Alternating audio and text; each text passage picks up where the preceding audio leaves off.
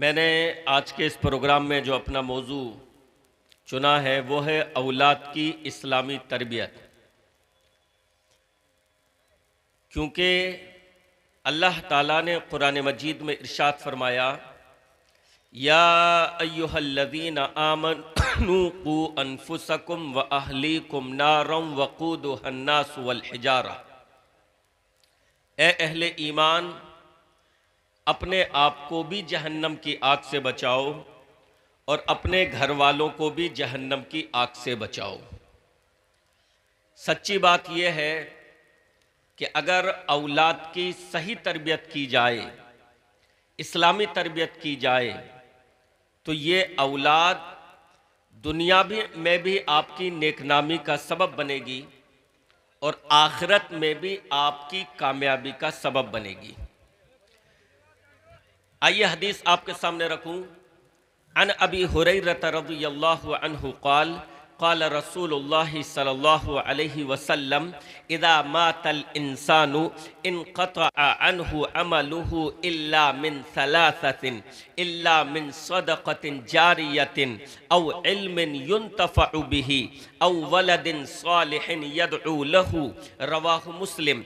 अबू हुरैरा रज़ियल्लाहु अन्हु फरमाते हैं, रसूल गिरामी अलैहिस्सलातु वस्सलाम ने इरशाद फरमाया, जब इंसान की मौत हो जाती है तो उसके अमल का सिलसिला उससे टूट जाता है, यानी उसके अजरो सवाब का सिलसिला टूट जाता है, सिवाय तीन चीज़ों के। या तो उसने सदक़े जारिया किया हो, या उसकी नेक औलाद जो उसके लिए दुआ करे, या इल्म के जिससे लोग फ़ायदा उठाए। तो रसूलुल्लाह सल्लल्लाहु अलैहि वसल्लम ने जिस तीसरी चीज़ का जिक्र किया वो क्या है? नेक औलाद जो उसके लिए दुआ करे। तो नेक औलाद उसके मरने के बाद भी उसके दर्जात की बुलंदी का सबब बनती है और उसके गुनाहों की मुआफ़ी का जरिया बनती है। औलाद के ताल्लुक से सबसे पहली चीज़ कि शादी के बाद हर शख्स को औलाद की आरजू होती है, औलाद चाहता है, लेकिन औलाद के लिए दुआ तो सब करते हैं, लेकिन ये दुआ कोई नहीं करता कि अल्लाह मुझे नेक औलाद अता फरमा। अंबिया इकराम को देखो, हजरत इब्राहीम अलैहिस्सलातु वस्सलाम हैं, एक लंबे अरसे तक औलाद नहीं मिली, और जब रब की बारगाह में हाथ फैलाते हैं तो दुआ करते हैं, रब्बी हबली मिनस सालिहीन, ऐ मेरे रब मुझे नेक औलाद अता फरमा दे। हजरत ज़करिया अलैहिस्सलातु वस्सलाम अल्लाह से दुआ करते हैं, रब्बी हबली मिन लदुनका ज़ुर्रियतन तय्यबा इन्नका समीउद दुआ, ऐ मेरे रब मुझे अपने पास से नेक औलाद अता फरमा, बेशक तू ही दुआओं को सुनने वाला है। अंबिया ने अल्लाह से दुआएं मांगी औलाद के लिए, तो नेक औलाद के लिए दुआ मांगी। आज हमारा मामला क्या है? हमारा मामला यह है कि हम अल्लाह से दुआ करते हैं औलाद के लिए, लेकिन यह दुआ नहीं करते कि नेक औलाद अल्लाह अता फरमाए। हाँ, ये जरूर दिल में आरजू होती है कि अल्लाह बेटा अता फरमा दे, बेटी नहीं। क्या चाहते हैं हम? बेटा अता फरमा दे। और अल्लाह की पनाह, अगर बेटी की पैदाइश घर में हो तो मुस्लिम समाज और मुआशरे में ऐसे भी लोग हैं जो बेटी की पैदाइश पर उसी तरीके से गमगीन होते हैं जैसे ज़माने जाहिलियत में मुशरिकीन मक्का गमगीन हुआ करते थे। मेरे भाइयों, बेटियों की पैदाइश को अपने ऊपर बोझ समझना और बेटियों को अपने ऊपर बोझ समझना, ये ज़माने जाहिलियत की रविश है, ज़माने जाहिलियत का अंदाज है। अल्लाह ने कुरान मजीद में इरशाद फरमाया, मुशरिकीन मक्का के तर्ज अमल और तर्ज अमल का नक्शा खींचते हुए अल्लाह ने फरमाया व इज़ा बुश्शिरा अहदुहुम बिल उन्सा ज़ल्ला वजहुहु मुस्वद्दन व हुवा कज़ीम यतवारा मिनल कौमी मिन सूई मा बुश्शिरा बिह अयुमसिकुहु अला हुनिन अम यदुस्सुहु फित तुराब अला साअ मा यहकुमून। जब इनमें से किसी को बेटी की पैदाइश की खबर दी जाती है तो मारे गम के उसका चेहरा सियाह हो जाता है, काला हो जाता है और वो दिल ही दिल में अफसोस करता हुआ गम से निढाल ये सोचता फिरता है इस बोझ को अपने ऊपर यूं ही लिए फिरूं या फिर इसको जिंदा मिट्टी में दफन कर दूं। आप मुझे बताइए कि वो मुशरिकीन मक्का जो बेटियों की पैदाइश पर गमगीन हुआ करते थे और बेटियों को जिंदा दफन कर दिया करते थे, उनमें और आज के मुस्लिम मुआशरे में क्या फर्क रह गया। आज का मुस्लिम समाज भी बेटियों को अपने ऊपर बोझ समझता है और उनमें से कितने बदनसीब ऐसे हैं जो बेटियों के पता चल जाने पर एबॉर्शन करवा देते हैं। जांच करवाना विलादत से पहले इल्लीगल है, लेकिन पैसे देकर बहुत सारे लोग जांच करवा लेते हैं कि बेटा है या बेटी, और पता चल जाए कि रहमे मादर में पलने वाली बेटी है तो कितने बदनसीब बदबख्त एबॉर्शन करवा देते हैं, बच्चा गिरवा देते हैं। नाउजुबिल्लाह अस्तगफिरुल्लाह। आप बताइए मुशरिकीन मक्का की जमाने जाहिलियत वाली रविश और आज के मुसलमान का एबॉर्शन करवाना या बेटियों की पैदाइश पर गमगीन होना, अफसोस करना, उनमें और हम में फिर क्या फर्क रह जाता है। तो मेरे भाइयों, बेटियों की पैदाइश पर गमगीन मत हो और अल्लाह रब्बुल आलमीन से बल्कि दुआ ये करो कि अल्लाह तू हमें बेटे अता फरमा या बेटियां अता फरमा, लेकिन तू हमें नेक अता फरमा। और याद रखिए कि बेटे हो या बेटियां हो, दोनों अल्लाह रब्बुल आलमीन की अता है। हम तो अहले तौहीद हैं, हम अहले तौहीद हैं। हमारा अकीदा ये है कि बेटे देने वाला भी अल्लाह है और बेटियां देने वाला भी अल्लाह है। वो दूसरे लोग होंगे जिनका ये अकीदा होता है कि औलाद देने वाला कोई और है, औलाद वो गैरुल्लाह की चौखट पर मांगते हैं, औलाद की उम्मीदें वो गैरुल्लाह से लगाते हैं। नहीं, हम तो अहले तौहीद हैं, हम अल्लाह पर ईमान रखने वाले हैं। हमारा ईमान ये है लिल्लाहि मुल्कुस समावाति वल अर्द यखलुकु मा यशा यहबु लिमन यशाउ इनासन व यहबु लिमन यशाउ ज़ुकुर औ युज़व्विजुहुम ज़ुकुरानन व इनासा व यजअलु मन यशाउ अकीमा। हम अहले तौहीद हैं, हमारा अकीदा ये है अल्लाह ही के लिए है। जमीन व आसमान की बादशाहत अल्लाह जिसे चाहे बेटे देता है, अल्लाह जिसे चाहे बेटियां देता है, अल्लाह जिसे चाहे बेटे और बेटियां दोनों देता है और अल्लाह जिसे चाहे कुछ नहीं देता।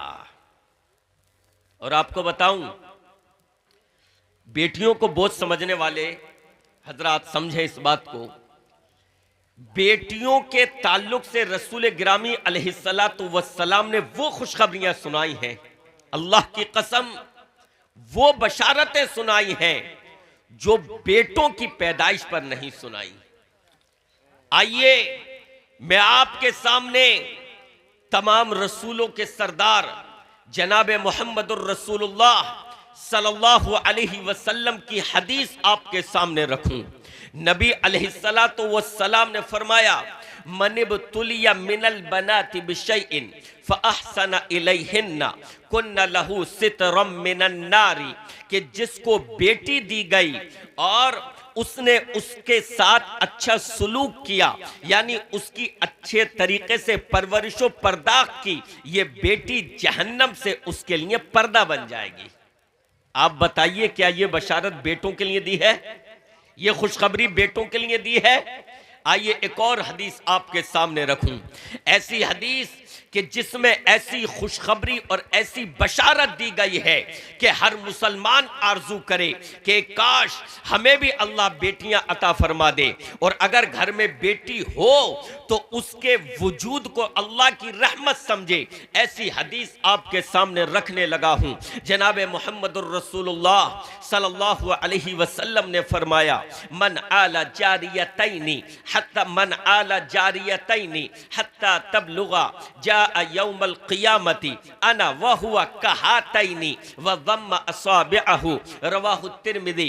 फरमाया कि जिस शख्स ने दो बेटियों की परवरिश की यहां तक कि वो जवान हो गई, यानी उनके साथ बेहतर सुलूक किया, उनकी तालीम और तरबियत की, उनकी अच्छी देखभाल की, फरमाया मैं और वो कल कयामत के दिन इस तरीके से आएंगे। राविये हदीस फरमाते हैं रसूल गिरामी अलैहिस्सलातु वस्सलाम ने अपनी इन दोनों उंगलियों को उठाकर इनके इशारे से फरमाया, कहा तईनी, मैं और वो कयामत के दिन इस तरीके से होंगे। आप बताइए क्या बेटों के वजूद पर ऐसी खुशखबरी और नबी की ऐसी बशारत मिलती है? हरगिज नहीं। फिर ये जमाने जाहिलियत वाली रविश हमारे अंदर कहां से आई? जमाने जाहिलियत वाली सोच हमारे अंदर कहां से आई कि बेटियों के वजूद को बोझ समझा जाए? नहीं, रब्बे काबा की कसम है, नहीं। बेटियां अल्लाह की रहमत है, बेटियां अल्लाह की रहमत है। बेटियों की अच्छी परवरिश और पर्दाख आपको जहन्नम से बचाएगी। बेटियों की परवरिश और पर्दाख जनाब मोहम्मद और रसूलुल्लाह सल्लल्लाहु अलैहि वसल्लम का साथ अता फरमाएगी।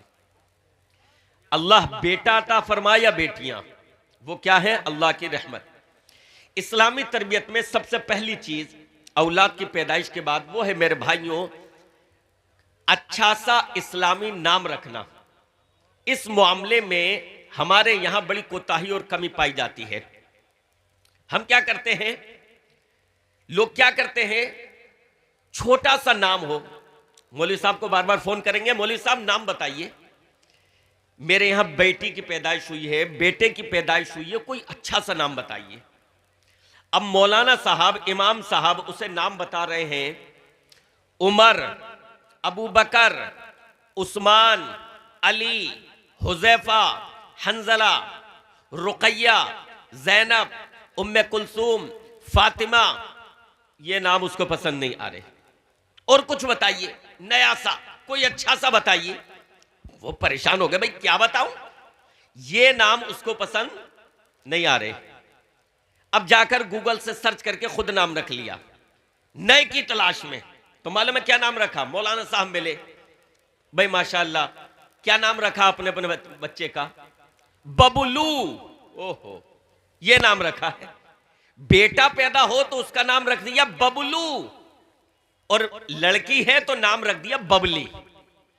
बेटा है तो बबलू, बेटी है तो बबली। ये नाम रखे जा रहे हैं। मेरे भाइयों, सहाबा के नाम पर नाम रखिए, अंबिया के नामों पर नाम रखिए, ये सबसे बेहतर है।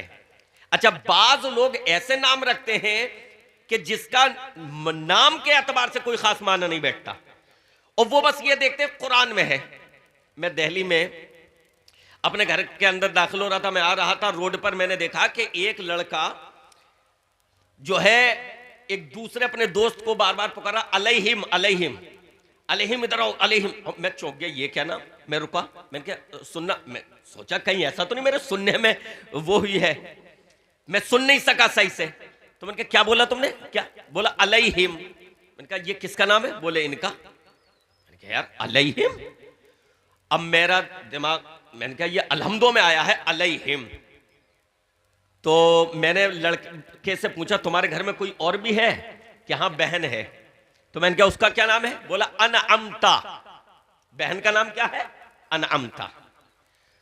अच्छा, अब मैं समझ गया कि अनअमता पहले है, अलहम्दो में, अलैहिम बाद में।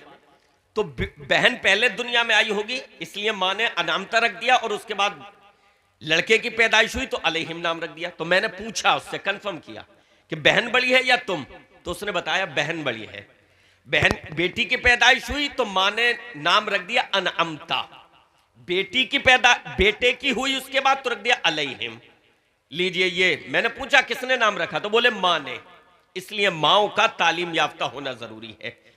जब आप रिश्ते के लिए लड़की तलाश करें तो जहां आप दीगर चीजें देखते हैं कि इसने दुनियावी तालीम कितनी हासिल की है, इसके घर वालों के पास कितनी प्रॉपर्टी है, कितनी जमीन है, अल्लाह के वास्ते वहां पर आप इन चीजों को तरजीह दें, इन चीजों को अहमियत दें कि लड़की ने कुरान मजीद पढ़ रखा है या नहीं, लड़की दीनी तालीम से आरास्ता है या नहीं, इस्लामी तालीम उसके पास कितनी है, क्योंकि आपकी होने वाली बीवी कल आपके बच्चों का मुस्तकबिल है, आपके बच्चों का पहला मदरसा है, आपके बच्चों का पहला मकतब है। जब मां तालीम याफ्ता होगी तो वो औलाद की तालीम भी इस्लामी तरीके पर करेगी। अब माने को अलहमदो तो याद थी लेकिन पढ़ी लिखी नहीं थी, तो बेटे का नाम, बेटी का नाम रख दिया अनअमता और बेटी का नाम क्या रख दिया अलैहिम। मैंने कहा कि अब अगर इनके यहां अगली औलाद हुई है, अगर अल्लाह अता करवा दे तो नाम रख देंगे फिर गैरिल मग़दूबी, यही बसता है आगे। और गैरिल मग़दूबी किन के लिए? यहूदियों के लिए। और उसके बाद अल्लाह ने अता फरमा दिया तो मां रख देगी नाम वलद्दालीन, ये ईसाइयों के लिए आया है अलहमदो में। वलद्दालीन से मुराद ईसाई हैं, गैरिल मग़दूब से मुराद यहूदी और वलद्दालीन से ईसाई। तो ये हो रहा है मेरे भाइयों, नाम जब रखें आप तो सहाबा के नामों पर रखें या अंबिया के नामों पर, या इन नामों अंबिया और सहाबा के नामों से हटकर भी रख रहे हैं तो माना अच्छे हो और ऐसे माना हो जो प्यारे हो, खूबसूरत हो और नाम के एतबार से फिट बैठते हो। नंबर 2, उसके बाद इस्लामी तरीके के मुताबिक उनका अकीका कीजिए। हो ये रहा है समाज में कि बच्चों का अकीका नहीं किया जा रहा।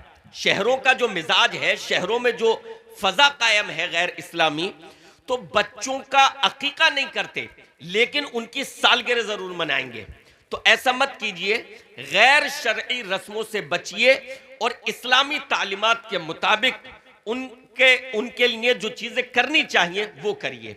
उसके बाद जब बच्चा आपका रफ्ता रफ्ता बड़ा होता है तो अपने बच्चे को कलिमा तौहीद सिखाइए, अपने बच्चे को अच्छी चीजों की तालीम दीजिए, उसको अच्छी चीजें सिखाइए और अच्छी चीजों पर उभारिए। अब मेरा वक्त जो है वो 12 मिनट है और मैं अपनी, क्योंकि मौजू तो लंबा है लेकिन क्योंकि आप जानते हैं कि मेरे पास भी कई ऐसे खतीब हैं जिनका आप बेसब्री से और शिद्दत से इंतजार कर रहे हैं। मेरे भाइयों, अपने बच्चों को शुरू ही से तौहीद की तालीम दीजिए, अपने बच्चों को तौहीद की तालीम दीजिए, क्योंकि मुल्क में जिस तरह की फजा कायम है, मुल्क में जिस तरह का माहौल है, जरूरी है कि बच्चों को बचपन ही से तौहीद पर पुख्ता किया जाए। बच्चे हमेशा आपके पास नहीं रहेंगे, बच्चे बड़े होकर स्कूल भी जाएंगे, कॉलेज भी जाएंगे, फिर वो शहर भी जाएंगे। वहां पर उनका उठना बैठना मुख्तलिफ किस्म के लोगों के साथ होगा, उनकी दोस्तियां अलग मुख्तलिफ अंदाज के लोगों के साथ होंगी। अगर आपने अपने घर पर उनके अकीदे तौहीद को पुख्ता नहीं किया है तो याद रखिए शहर में जाकर वो अपने अकीदे से कंप्रोमाइज कर लेंगे। अल्लाह के नबी अलैहिस्सलातु वस्सलाम शुरू ही से, अल्लाह के नबी अलैहिस्सलातु वस्सलाम ने शुरू ही में जब अपनी दावत का आगाज किया तौहीद से आगाज किया। और रसूल गिरामी अलैहिस्सलातु वस्सलाम एक मर्तबा हजरत अब्दुल्ला इब्न अब्बास रज़ियल्लाहु अन्हुमा रसूलुल्लाह सल्लल्लाहु अलैहि वसल्लम के साथ हैं। आइए खुद अब्दुल्ला इब्न अब्बास की ज़बानी सुनते हैं। हजरत अब्दुल्ला इब्न अब्बास फरमाते हैं, कुन्तु खल्फ रसूलिल्लाहि सल्लल्लाहु अलैहि वसल्लम यौमन, एक मर्तबा मैं रसूलुल्लाह सल्लल्लाहु अलैहि वसल्लम के साथ आपके पीछे सवार था तो आपने कहा, या गुलाम, ए मेरे बच्चे, इन्नी उअल्लिमुका कलिमातिन, इन्नी उअल्लिमुका कलिमातिन, मैं तुम्हें चंद कलिमात सिखाता हूं। ए मेरे बच्चे, ए मेरे बच्चे, तुम याद रखो कि तुम अगर अल्लाह के के हुकूक की हिफाजत करोगे, यानी तुम इस शरीयत पर अमल करोगे, इस्लामी अहकाम पर अमल करोगे, तो अल्लाह को अपने सामने पाओगे, अल्लाह की मदद अपने साथ शामिल हाल पाओगे। और फिर उसके बाद रसूल गिरामी अलैहिस्सलातु वस्सलाम ने फरमाया नसीहत करते हुए, इज़ा सअल्ता फस्अलिल्लाह व इज़ा इस्तअनता फस्तइन बिल्लाहि, जब तुम कुछ मांगो तो सिर्फ अल्लाह से मांगना, और जब तुम मदद तलब करो तो अल्लाह से मदद तलब करना। गौर करें, हमारी माएं बहनें आज वो अपने बच्चों को शिर्क सिखा रही है। बच्चा गिरता है तो मां उसकी तरफ दौड़ती है या गौस कहकर, बच्चे को ठोकर लगती है, मां या अली कहते हुए उसको उठाती है। बच्चे के जहन में रफ्ता रफ्ता ये बैठ रहा है कि अगर परेशानी आए तो या गौस कहना है, अगर मुश्किल आए तो या अली कहकर पुकारना है, मुश्किल दूर हो जाएगी। बचपन से उसको शिर्क के ड्रॉप्स उसके दिमाग में रफ्ता रफ्ता डाले जा रहे हैं। जनाबे मुहम्मदुर रसूलुल्लाह सल्लल्लाहु अलैहि वसल्लम के साथ हजरत अब्दुल्ला इब्ने अब्बास हैं और बच्चे हैं, आपके साथ सवार हैं, और रसूल गिरामी अलैहिस्सलातु वस्सलाम ने मौके को गनीमत जाना कि मैं इनके साथ हूं तो इन्हें कुछ सिखाऊं। तो रसूल गिरामी अलैहिस्सलाम ने क्या नसीहत की है, इज़ा सअल्ता फस्अलिल्लाह व इज़ा इस्तअनता फस्तइन बिल्लाहि। ए बच्चे याद रखो, जब तुम मांगो तो सिर्फ अल्लाह से मांगना, और मदद तलब करो तो सिर्फ और सिर्फ अल्लाह से मदद तलब करना। और रसूल गिरामी अलैहिस्सलातु वस्सलाम ने आगे इरशाद फरमाया, अल्लाह अकबर, क्या अकीदे की दावत दी, क्या अकीदा सिखाया, क्या तौहीद सिखाई, क्या तौहीद सिखाई। आपने इरशाद फरमाया, वअलम अन्नल उम्मता लविज्तमअत अला अन यनफऊका बिशैइन लम यनफऊका इल्ला बिशैइन क़द कतबहु अल्लाहु लक वलविज्तमउ अला अन यदुर्रूका बिशैइन लम यदुर्रूका बिशैइन इल्ला क़द कतबहु अल्लाहु अलैक। फरमाया, और याद रखना, अगर सारे के सारे लोग मिल जाएं, इस कायनात के, इस रुए जमीन के तमाम लोग मिलकर तुम्हें नफा पहुंचाना चाहे तो तुम्हें वो नफा नहीं पहुंचा सकते, मगर सिर्फ उतना ही जितना अल्लाह ने तुम्हारे मुकद्दर में लिख दिया है। और याद रखो, अगर सब मिलकर तुम्हें कोई नुकसान पहुंचाना चाहे तो तुम्हें नुकसान नहीं पहुंचा सकते, मगर उतना ही जितना अल्लाह ने तुम्हारे मुकद्दर में लिख दिया है। अल्लाह अकबर, जब अपने बच्चों को यह अकीदा दिया जाएगा, जब उनको तौहीद इस तरीके से उनकी घुट्टी में उनको पिलाई जाएगी कि दुनिया की कोई ताकत तुम्हारा कुछ नहीं बिगाड़ सकती, तुम्हें अपने अकीदे पर मजबूत रहना है, तुम्हें अपनी तौहीद पर मजबूत रहना है, तो इंशाअल्लाह बड़े होकर वो कभी भी अपने अकीदे तौहीद से कंप्रोमाइज नहीं करेंगे। लिहाजा मेरे भाइयों और बहनों, मैं आपसे यही कहना चाहूंगा कि बच्चों को शुरू ही से अकीदे तौहीद सिखाइए। आखिरी बात कहकर अपनी बात को खत्म करूं, बिलखुसूस अपनी बेटियों को ईमान की अहमियत बताइए, इस्लाम की अहमियत बताइए। क्या आप मुल्क के हालात पर निगाह नहीं डाल रहे हैं? क्या हो रहा है? अफसोस के साथ कहना पड़ रहा है, हमें ये बातें नहीं अच्छी लगती कि माइक में और कॉन्फ्रेंसेस में कही जाएं, मगर अफसोस के साथ कहना पड़ता है, हमारी बहनें गैरों के साथ भाग रही हैं, हमारी बेटियां फितने इर्तिदाद में मुब्तला हो चुकी हैं, गैरों के साथ भाग रही हैं। एक मोमिना एक मुशरिक के साथ भाग जाए, अल्लाह की कसम है, इससे ज्यादा बदनसीबी की बात कुछ नहीं होगी। आइए मैं आपके सामने वाक़या रखूं। उम्मे सुलैम रज़ियल्लाहु अन्हा, उनके पास मालिक के इंतकाल के बाद, जो कि उनके काफिर शोहर थे, उसकी वफात के बाद अबू तलहा का पैगाम आता है। तो उम्मे सुलैम कहती हैं, अबू तलहा, तुम उस शख्सियत के मालिक हो कि तुम्हारा निकाह का पैगाम नहीं लौटाया जाना चाहिए। यानी तुम्हारी ऊंची हैसियत है, तुम्हारा ऊंचा लेवल है, अच्छा स्टेटस है, तुम्हारे पैगाम निकाह को नहीं लौटाया जाना चाहिए। मगर अबू तलहा, मैं मोमिना हूं, तुम मुशरिक हो, लिहाजा मैं तुमसे निकाह नहीं कर सकती। अगर तुम इस्लाम कबूल कर लो तो मैं तुमसे निकाह कर सकती हूं। गौर करें, हमारी बहनें, हमारी बेटियां उम्मे सुलैम क्या कहती हैं? तुम उस हैसियत के मालिक हो कि तुम्हारे निकाह के पैगाम को नहीं लौटाया जाना चाहिए, मगर मैं मोमिना हूं और तुम मुशरिक हो, लिहाजा मैं तुमसे निकाह नहीं कर सकती। आज हमारी बहनें गैरों के थोड़े से स्टेटस को देखकर, उनकी मालदारी को देखकर, उनकी अच्छी जॉब और मुलाजिमत को देखकर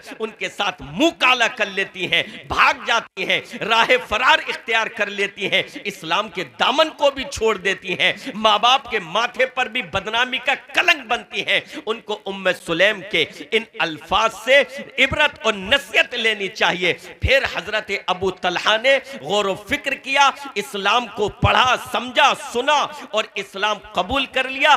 तब उम्मे सुलैम ने उनसे निकाह किया। लिहाजा जरूरत इस बात की है कि हम अपनी बेटियों को वो ईमान की कद्र बताएं, इस्लाम की नेमत बताएं कि बेटी, ओ मेरी बहन, तुम्हारे पास जो ईमान की दौलत है, अल्लाह की कसम है, एक काफिर के पास करोड़ों दौलत हो उससे ज्यादा अजीम है तुम्हारे पास जो ये दौलत है। लिहाजा माल के लालच में आकर, अच्छी मुलाजिमत को देखकर, पोश कॉलोनी को देखकर उसके साथ फरार मत हो जाना। ईमान वाले को तरजीह देना, अगरचे वो गरीब हो, खेतों में काम करने वाला हो, किसान हो, उसके पास कोई खास माल ना हो, मगर उसके पास कलमे तौहीद की जो दौलत है ये दुनिया भर की दौलतों से अजीम है। अल्लाह रब्बुल आलमीन से दुआ है कि रब्बुल आलमीन हमें अपनी औलाद की अच्छी और इस्लामी तरबियत करने की अल्लाह तौफीक अता फरमाए। आमीन या रब्बल आलमीन। वसल्लल्लाहु तआला अला रसूली खैरि खल्क़िही मुहम्मद व आलिहि व अस्हाबिही अजमईन